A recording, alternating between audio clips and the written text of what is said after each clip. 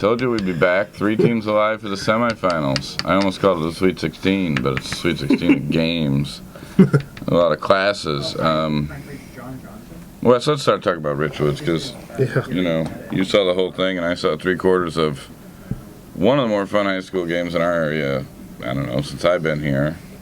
Just cool stuff. I mean, they were losing a little control of the game, and they sure took that control back, and, you know, for a reward they get Joliet Catholic. But what are your impressions you haven't yet written about Richwoods over SHG?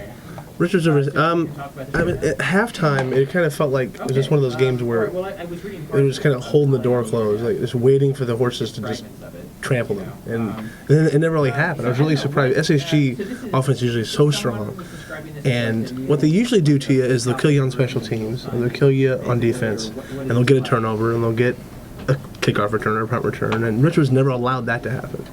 And then they coupled that with the perfect game on offense, practically.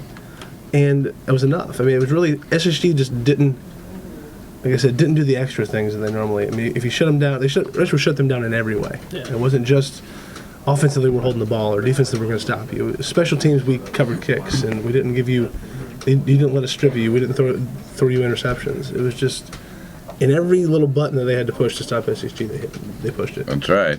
At Rowan Brown, he's more than just a track coach now because they had a 44-yard pass that was SHG was more naked than completely. The Broncos were against that fake kick the other day in Washington. They had a fake field goal that, for my money, worked, but for just a little securing of the ball. And the safety. And you already talked about how they pressed far more and said, okay, throw fly patterns. Right. With that nice quarterback instead of getting beat by the Tom Brady 15-yarders. That's what they did in the first half. I mean, it was 6 for 6 for 110, and it was all underneath stuff, and they catch and run. In the second half, you got guys like Noah Moore and Zach Rodriguez saying, you know what, we're just going to body you up, and you have to throw over us. And if you throw over us and complete it, then great, but we're not going to let you just kill us by death by 1,000 cuts. And now the Joliet Catholic Hilltoppers come in. I understand they have a bit of quickness. Yeah, you can say that. What I saw last week up in Joliet against Washington was, I mean, to say the difference between Joliet and Washington is sort of the difference between Metamora and Canton. I mean, it was that stark of a difference between the level of football that team was playing on that night. Yeah. I mean, they forced 4 turnovers. They ran the ball, played defense. They did everything right. I mean, not only were they a better team, but then they played a much better game. So on top of that, so Richards is going to have to do the same thing that they did at SHG. Is force Joliet Catholic to play a bad game, control the ball for 35 minutes, not turn over the ball at all, and not let special team scores, not let defensive scores, and do. Even if they play that, you still got to think that they're an underdog, even if all that stuff happens. Yeah. So, I mean, I say Richwoods keeps it close just because of ball control. I mean, this Nate Taylor, Mike Davis combo is a ball. I mean, never knew where Mike Davis was going to be. Mike Davis, all-state quarterback. Yeah, all-state quarterback by the coaches, and he was dangerous in the slot, kind of an anti-wildcat, if you will, or whatever. So we regrettably think Joliet Catholic's just too powerful, and particularly you just saw. We're pulling for you, Richards. And Ben, tell me about the Orange and Blues going up, I-39? Where's Stillman?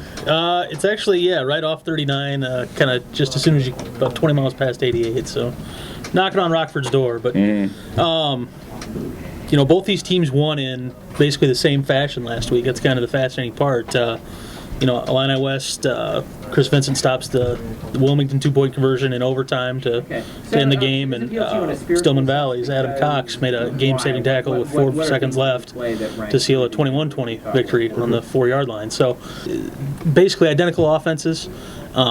Really? Yeah, Stillman Valley has 3 runners over 500 yards. Nate Bond leads them with 1,038 and 14 scores. Fewer fumbles wins? Yeah, I think so. The Nebraska, Oklahoma of yore, Switzer Osborne. Team that puts it on the rug 7 times. Exactly. Always used to lose. Exactly. Pick it. I got to go with Illini West. I know you do. Yeah. And why'd they even say? Bye. it's wet out. It's going to be wet, so I'm going to go fairly close. I think if it was dry, that speed might be too much, but I'm going to go Illini West 28-21. Okay, on the sevens. And you concur because you pick them automatically. Yeah. You've already declared. A higher score, though. I You think so? Higher score. Which brings us to the Metamoras. They are ostensibly an underdog to this Rochester team that's blown a lot of people out. But are you a new power, so to speak, in state football, and do you just waltz through Malone Field? I don't think so. Certainly don't waltz through Malone Field. And 38-0 every week, or whatever they do, 56-0. Have they been They tested? got to deal with being in a tight game for the first time, so that's all interesting. Sure. By the same token, Metamora keeps showing vulnerability, and like we say, they're going against a Purdue quarterback. Tell us about it.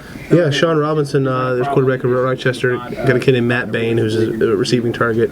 And that's really their top two guys. They have a running back who runs a little bit. Sean runs extremely well. Yes, he does. He's very similar to Caleb Turbush from a couple years ago, who that was the first that was the first comparison that jumped into my mind was Turbush. They're going to have to have a lot of good coverage to cover this team passing wise, and if you relax too much and let this kid loose, he'll run on you. Yeah. So it's a huge test for the secondary. They struggled a little bit last week against Breeze Mater Day. Yeah. That being said, Breeze Mater Day had some tall receivers, 6'7", 6'5", some guys. There's a height advantage there.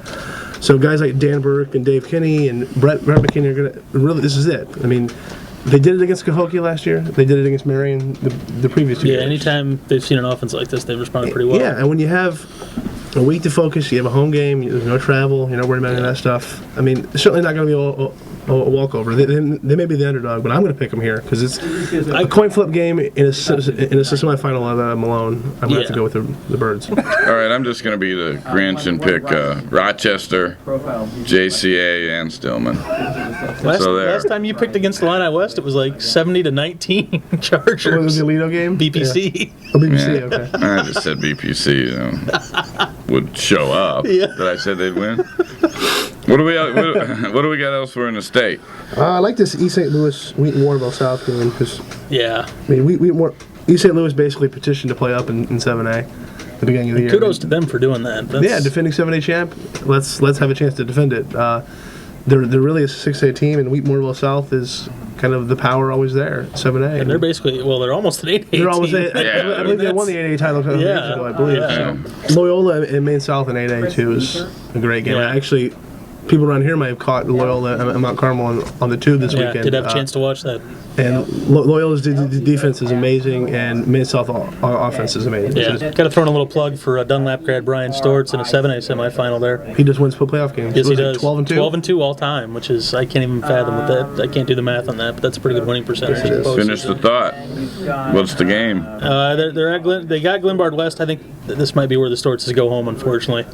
Our old friends from Gibson City and Lexington are still representing the HOI. They're both on the road. Lexington and Lena Winslow in a 1A semi that they're probably going to win. And I think so. I think you're going to see Lexington and Tuscola square off for that title. Probably with Lexington coming out on top. The Stendy kid just, I mean, he just doesn't get tired. They just keep giving him the ball and keep giving him the ball. And over to 6A, you got this Danville Providence game that's pretty amazing. I mean, yeah, that's similar to what the Joliet people last week were saying. Let's look forward to this SHG and Joliet game. They were saying, let's look forward to this Providence Lamont game. Yeah. And now Danville said, no, we're going to go ahead and win that game and take on Providence. Going to get our little the source, print your program and bring it to the game going as soon as we put in Joliet Catholic and Rochester. Right. Little rosters and sched results for these incredible teams that are left, and we're happy to follow them. They'll spend the Thanksgiving week in Champaign, the winners, and maybe it'll be ours. But we'll be here next week to talk about the title games, in, out, or Lake Zurich, or whatever. Thanks for joining us. Remember the snap. You're going to want these memories. Don't blow the opportunity. 20 years from now, you're going to wish you had 100 pictures from these state semifinals. So check that out, too. And thanks for joining us. Bye-bye.